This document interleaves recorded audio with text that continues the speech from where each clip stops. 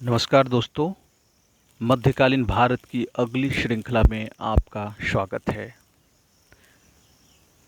आज मध्यकालीन भारत में सिख एवं अंग्रेज टॉपिक पढ़ेंगे। तो चलिए शुरू करते हैं। सिख संप्रदाय की स्थापना का श्रेय गुरु नानक यानी सिख धर्म के प्रथम गुरु को है। गुरु नानक के अनुयायी सिख कहलाए। ये बादशाह बाबर एवं हुमायूं के समकालीन थे। कौन? गुरु नानक, बाबर और हुमायूं के समकालीन थे। सन 1469 ईस्वी में कार्तिक पूर्णिमा को गुरु नानक को आध्यात्मिक ज्ञान पुनर्जीवन का आभास हुआ। गुरु नानक ने गुरु का लंगर नामक निःशुल्क सहभागी भोजनालय स्थापित किए। गुरु नानक ने अनेक स्थानों पर संगत यानी धर्मशाला और पंगत यानी लंगर स्थापित किया। संगत और पंगत गुरु नानक के अनुयायियों के लिए एक संस्था का कार्य किया, जहां प्रतिदिन वे मिलते थे। गुरु नानक की 1538 ईस्वी में करतारपुर में मृत्यु हो गई। गुरु अंगद सिखों के दूसरे गुरु हुए। इनका प्रारंभिक नाम लहना था, यानी सिख धर्म का दूसरा गुरु गुरु अंगद हुआ और गुरु अंगद का जो है प्रारंभिक नाम लहना था। इन्होंने नानक द्वारा शुरू की गई लंगर व्यवस्था को अस्थायी बना दिया। गुरुमुखी लिपि का प्रारंभ गुरु अंगद ने किया था, यानी सिख धर्म से संबंधित या सिख लिपि से संबंधित जो गुरुमुखी लिपि है, सिख भाषा की गुरुमुखी लिपि है, उसका आरंभ सिख धर्म के दूसरे गुरु गुरु अंगद ने किया था। सिखों के तीसरे गुरु अमरदास हुए। गुरु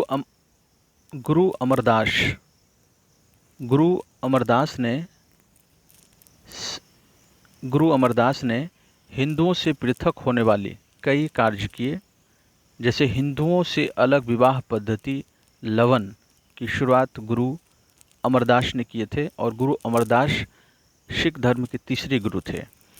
अकबर ने गुरु अमरदास से गोविंदवाल में जाकर भेंट किया और गुरु पुत्री यानी बीबी भानी को कई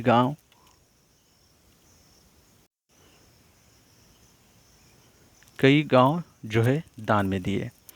अमरदास ने 22 गद्दियों की स्थापना की और प्रत्येक पर एक महंत की नियुक्ति की। बीबी भानी के पति रामदास सिखों के चौथे गुरु हुए। अकबर ने बीबी भानी को 500 बीघा भूमि दी। गुरु रामदास ने इस भूमि पर अमृतसर नामक जलाशय खुदवाया और अमृतसर नगर की स्थापना की।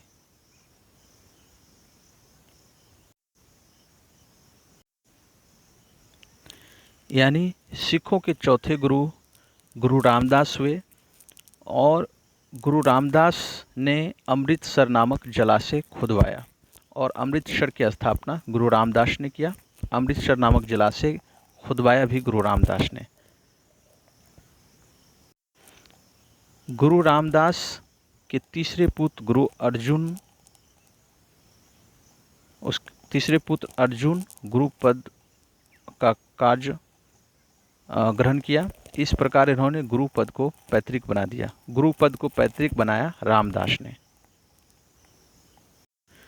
आगे गुरु अर्जुन सिखों के 5वें गुरु हुए। इन्होंने सिखों के धार्मिक ग्रंथ आदि ग्रंथ की रचना की। इसमें गुरु नानक की प्रेरणाप्रद प्रार्थनाएं और गीत संकलित हैं। यानी सिख धर्म के 5वें गुरु गुरु अर्जुन देव हुए और गुरु अर्जुन ने सिखों के धार्मिक ग्रंथ आदि ग्रंथ की रचना गुरु अर्जुन देव ने किया और आदि ग्रंथ में जो है गुरु नानक की शिक्षाप्रद प्रार्थनाएं और गीत संकलित हैं।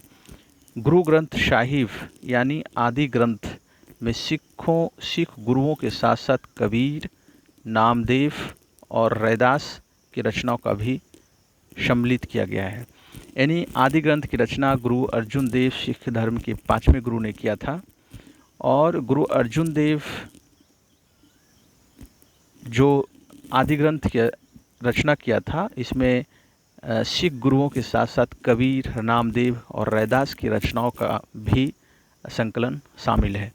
गुरु अर्जुन ने अमृतसर जलाशय के मध्य हरमिंदर साहब का निर्माण करवाया। यानी सिख धर्म के जो चौथे गुरु अमरदास हुए थे, उसने अमृतसर जलाशय की स्थापना किया और अमृतसर जलाशय पर हरमिंदर साहब का निर्माण की बात करें तो ये किया था गुरु अर्जुन ने। राजकुमार खुसरो की सहायता करने के कारण जहांगीर ने 1606 ईस्वी में गुरु अर्जुन को मरवा दिया था। आगे सिखों के छठे गुरु हरगोविंद हुए। इन्होंने सिखों को सैन्य संगठन का रूप दिया और अकाल तख्त या ईश्वर के सिंहासन का निर्माण किया। यानी छठे गुरु, सिख धर्म के छठवां गुरु हरगोविंद हुए और हरगोविंद ने सिखों को सैन्य संगठन का रूप दिया और अकाल तख्त की स्थापना भी गुरु हरगोविंद ने किया था। गुरु हरगोविंद 2 तलवार बांध कर गद्दी पर बैठते थे एवं दरबार में नगारा बजाने की व्यवस्था की। इन्होंने अमृतसर की किलेबंदी किया। किसने? गुरु हरगोविंद ने। सिखों के 7वें गुरु हरराय हुए। इन्होंने दारा सिखों को मिलने आने पर आशीर्वाद दिया था। सिखों के 8वें गुरु हरकिशन हुए। इनकी मृत्यु चेचक के कारण हो गई। इन्होंने दिल्ली जाकर गुरुपद के बारे में औरंगजेब को समझाना पड़ा था। सिखों के 9वें गुरु तेग बहादुर हुए। इस्लाम स्वीकार नहीं करने के कारण औरंगजेब ने इन्हें वर्तमान शीशगंज में गुरुद्वारा के निकट मरवा दिया था। सिखों के 10वें एवं अंतिम गुरु गोविंद सिंह हुए। इनका जन्म पटना में हुआ था 1666 ईस्वी में। गुरु गोविंद सिंह को सच्चा बादशाह कहा गया। इन्होंने सिखों के लिए 5 ककार अनिवार्य किया। प्रत्येक सिख को केस, कंघा, कृपान, कक्षा एवं करा रखने की अनुमति दी और सभी लोगों को अपने नाम के अंत में सिंह जोड़ने को कहा। गुरु गोविंद सिंह का निवास स्थान आनंदपुर साहिब तथा कार्यस्थली पावती था। इसके 2 पुत्र फतेह सिंह एवं जोरावर सिंह को सरहिंद के मुगल फौजदार वजीर खान ने दीवार में चिनवा दिया। 1699 ईस्वी में वैशाखी के दिन गुरु गोविंद सिंह ने खालसा पंथ की स्थापना की। पाहुल प्रणाली की शुरुआत भी गुरु गोविंद सिंह ने की थी।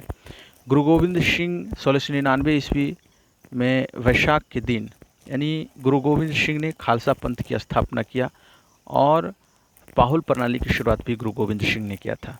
गुरु गोविंद सिंह ने सिखों के धार्मिक ग्रंथ आदि ग्रंथ को वर्तमान रूप दिया और कहा कि अब गुरुबानी सिख संप्रदाय के गुरु का कार्य करेंगे। गुरु गोविंद सिंह की हत्या 1708 ईस्वी में नादेर नामक स्थान पर गुल खां नामक पठान ने कर दिया था। बंदा बहादुर, इनका जन्म 1670 ईस्वी में पूंछ जिले के राजौली गांव में हुआ था। इसके बचपन का नाम लक्ष्मण दास था। यानी बंदा बहादुर के बचपन का नाम था लक्ष्मण दास। इनके पिता रामदेव भारद्वाज राजपूत थे। बंदा का उद्देश्य पंजाब में एक सिख राज्य की स्थापना करना था। इसके लिए इन्होंने लौहगढ़ को अपनी राजधानी बनाया। लौहगढ़ को अपनी राजधानी बंदा बहादुर ने बनाया था। इन्होंने यानी बंदा बहादुर ने गुरु नानक एवं गुरु गोविंद सिंह के नाम से सिक्के चलाए। गुरु गोविंद और गुरु नानक के नाम से सिक्के चलवाए बंदा बहादुर ने। बंदा ने सरहिंद के मुगल फौजदार वजीर खां की हत्या कर दी। मुगल बादशाह फारूक शेर के आदेश पर 1716 ईस्वी में बंदा सिंह को गुरुदासपुर यानी नांगल नामक स्थान पर पकड़कर मौत के घाट उतार दिया गया। शहादरा कत्लगढ़ी के नाम से विख्यात है, जहां बंदा ने हजारों मुगल सैनिकों को मौत के घाट उतार दिया। बंदा की मृत्यु के बाद सिख कई छोटे छोटे टुकड़ों में बट गए। 1748 ईस्वी में नवाब कर्पूर सिंह की पहल पर सभी सिख टुकड़ियों का दल खालसा में विलय हुआ। दल खालसा को जस्सा सिंह अहलुवालिया के नेतृत्व में रखा गया, जिसे बाद में 12 दलों में विभाजित किया गया, जिसे मिशल कहा गया।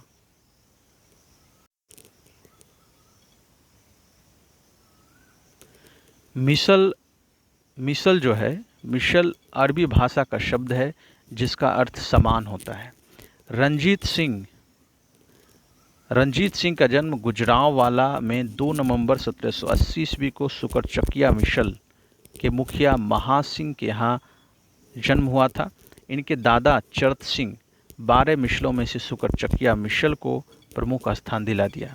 1798 से 99 ईस्वी में रंजीत सिंह लाहौर का शासक बना। 25 अप्रैल 1809 ईस्वी को चार्ल्स मेटकॉफ और महाराजा रंजीत सिंह के बीच अमृतसर की संधि हुई। रंजीत सिंह का राज्य 4 सूबों में बटा हुआ था: पेशावर, कश्मीर, मुल्तान एवं लाहौर। महाराजा रंजीत सिंह का विदेश मंत्री फ़कीर अजीजुद्दीन एवं वित्त मंत्री दीनानाथ था। 7 जून 1839 ईस्वी में रंजीत सिंह की मृत्यु हो गई। प्रथम आंग्ल सिख युद्ध 1845 से 46 ईस्वी में एवं द्वितीय आंग्ल सिख युद्ध 1849 ईस्वी में हुआ था। यानी प्रथम आंग्ल सिख युद्ध 1845 से 46 ईस्वी में एवं द्वितीय आंग्ल सिख युद्ध 1849 ईस्वी में हुआ था। अंग्रेजों एवं सिखों के मध्य हुई संधि। लाहौर की संधि, पहला है लाहौर की संधि 9 मार्च 1846 ईस्वी को हुई। दूसरा है भैरोवाल की संधि 25 दिसंबर 1846 ईस्वी को हुई। इस संधि के तहत राजा दिलीप सिंह के संरक्षण हेतु अंग्रेजी सेना का प्रवास पंजाब में मान लिया गया। 20 अगस्त 1847 ईस्वी को महारानी जिंदा को राजा दिलीप सिंह से अलग कर 48,000 वार्षिक पेंशन देकर शेखपुरा भेज दिया गया।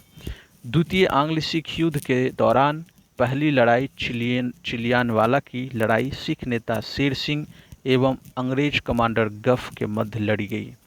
दूसरी लड़ाई गुजरात के चिनाब नदी के किनारे चार्ल्स नेपियर के नेतृत्व में अंग्रेजों ने 21 फरवरी 1849 को लड़ी।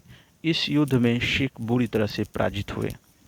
लॉर्ड डलहौजी की 29 मार्च 1849 की घोषणा द्वारा संपूर्ण पंजाब का विलय अंग्रेजी राज्य में कर लिया गया। महाराजा दिलीप सिंह को 50,000 पाउंड की वार्षिक पेंशन देकर उसे शिक्षा प्राप्त करने के लिए इंग्लैंड भेज दिया गया। सिख राज का प्रसिद्ध हीरा कोहिनूर को महारानी विक्टोरिया को भेज दिया गया। यानी लॉर्ड डलहौजी ने 1849 ईस्वी में पंजाब को अंग्रेजी राज्य में मिला लिया और सिख राज का जो कोहिनूर हीरा था को डलहौजी ने महारानी विक्टोरिया को इंग्लैंड भेज दिया।